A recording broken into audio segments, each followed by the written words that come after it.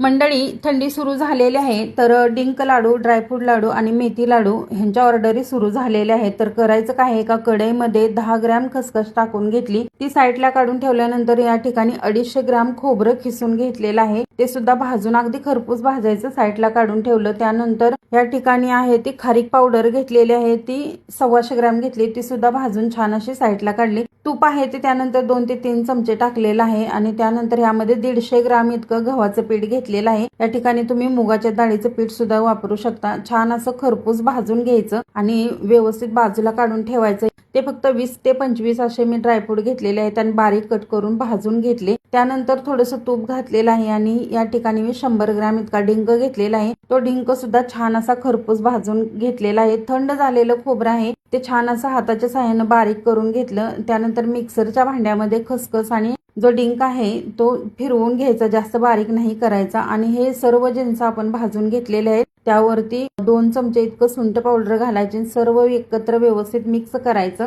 कढईमध्ये 300 ग्रॅम इतका गूळ टाकलेला आहे, त्यामध्ये जे शिल्लक तूप होतं ते मी ओतलेलं आहे। या ठिकाणी सर्व तूप म्हणजे 200 ग्रॅम वापरलेलं आहे। गुळाला फक्त वरती फेस आला ह्या मिश्रणावरती ओतून घ्यायचं आहे, छान मिक्स करायचं आणि लाडू वळून घ्यायचे। खूप छान लाडू तयार झालेले आहेत। हे लाडू तुम्हाला ऑर्डर करायचे असतील तर स्क्रीनवरती नंबर दिलेला आहे, त्यावरती तुम्ही ऑर्डर करू शकता।